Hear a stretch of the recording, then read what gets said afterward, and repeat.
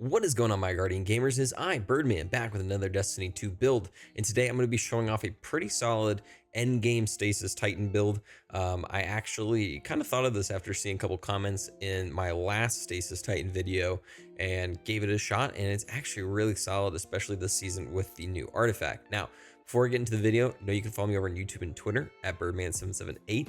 Give a thumbs up on this video. Let me know if you're interested in seeing something down below, whether it's Hunter, Titan, or a Warlock.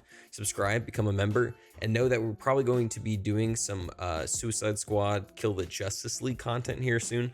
It's actually shaping up to be a pretty solid overall, I would say, looter shooter. So it's definitely up our wheelhouse, so we'd be expecting some of that content here soon. So let's jump right into the video. Now, we always like to start off with the exotic we're going to be using for the setup, and that is going to be the Armamentarium. This is a really solid exotic with a pretty simple all-around mechanic, and that is simply just getting an additional grenade charge. Now, the big reason why this is great is just because it adds simplicity to endgame builds. It doesn't add some crazy gimmick. It just kind of makes you a little bit more powerful.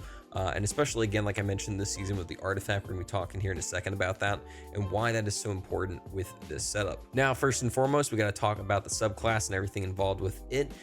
First off, obviously, Glacial Quake. Take advantage of this, I would say, purely off the fact that it's a pretty decent bossing super sometimes, especially in tight corners where you're able to detonate all those different crystals around you, so definitely take advantage of that. I mainly use Rally and Barricade just so I'm able to get it back pretty fast, but honestly, use whatever you want.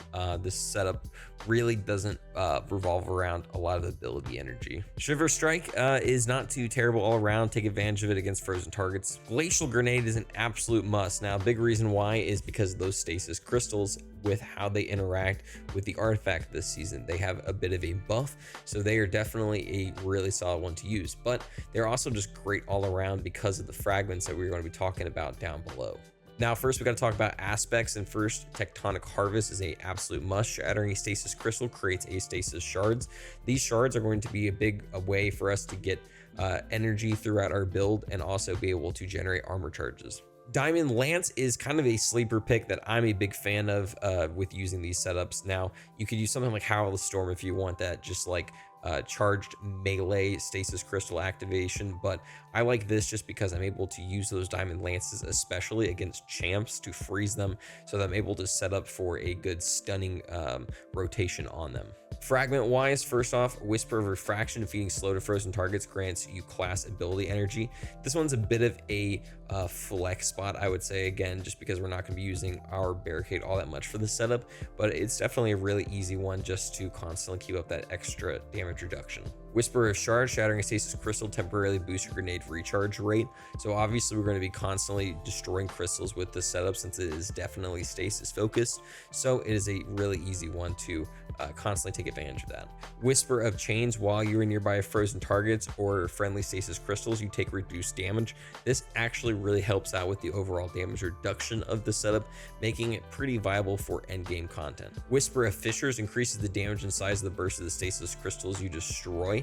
Now, this is obviously really solid because it's going to make those little pack of stasis crystals from our grenades even more strong than they already are. And then finally, Whisper of Rending, primary ammo weapons to increase damage to stasis crystals. I think this is an absolute must and a big reason why I want to use that Diamond Lance to get the third fragment slot, so that I'm able to always make sure I have this on my setup and I'm not sacrificing damage from the other fragments.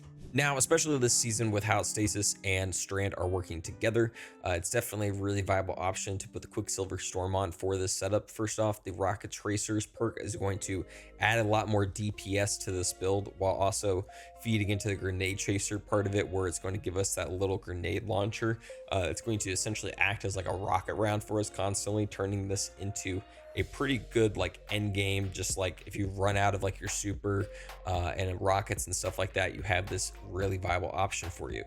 Definitely get the catalyst for it because it's going to turn it into a Strand element.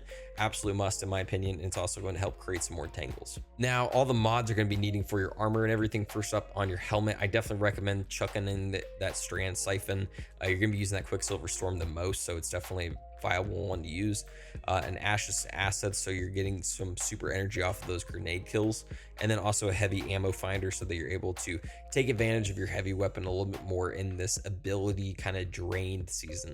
On gloves, I went with a double grenade kickstart, and I actually put on a fastball just because I kind of like getting that extra range on the glacial grenade. I think it throws kind of weird, and I just kind of like this as like a more luxury one. Obviously, if you want, you can set it up for a third grenade kickstart. On my chest piece, I went with a triple charged up, so I'm able to take advantage of those armor charges a whole lot more. On my legs, I went with a recuperation to take advantage of some health from those orbs of power, a stacks on stacks, so that my orbs of power and my stasis shards count as 2 rather than 1, and then an elemental charge, so that those stasis shards are counting as armor charges. And then finally on my Titan mark, a powerful attraction of pulling all those orbs, a Reaper, so that whenever I activate my class ability, I'm going to get an orb of power after I get my next kill, and distribution, so that I'm going to get a little bit of energy whenever I activate that ability near targets. Now with the artifact this season, again, I kind of mentioned that this is very focused on the strand and stasis part of it, so we're going to start in the 4th column. Unraveling orbs is going to turn our strand weapon into a unraveling weapon as well whenever we pick up an orb of power. A pillar of ice, so that whenever we defeat encased targets, it's going to spawn a stasis crystal for some more energy. And then a dragon's bite, so that whenever we break a combatant's shield with a strand weapon, they are going to suspend. Really nice, just kind of like sleeper ability there that is really awesome for like especially the end game part of it against like shielded champs and stuff. And then the 5th column, horde shuttle, so that our unraveling weapon is going to create threadlings, and hail the storm, so that whenever we shattered a stasis crystal or encased target, is going to shoot out stasis shards that are going to slow targets. So it's just going to kind of turn them into just like big old bombs. Now, we was going to talk about how this is going to be endgame viable against champs. First up, against barriers, you have unraveling rounds with your Quicksilver Storm. Note, since it is also an overload this season, you need to take off the overload to take advantage of the barrier part of it. But obviously, once we go down to the overload, you can take advantage of the auto rifle in regards to that. While we're still talking about overload, obviously slow effects from those stasis crystals are going to take a great advantage of it. And then finally, with Unstoppable, we're going to get those shatters effects, but obviously you can put on just like a hand cannon. Thanks so much for watching. Hope you really enjoy. Again, know that we're probably going to be shifting content on the channel over to Suicide Squad Kill the Justice League here soon.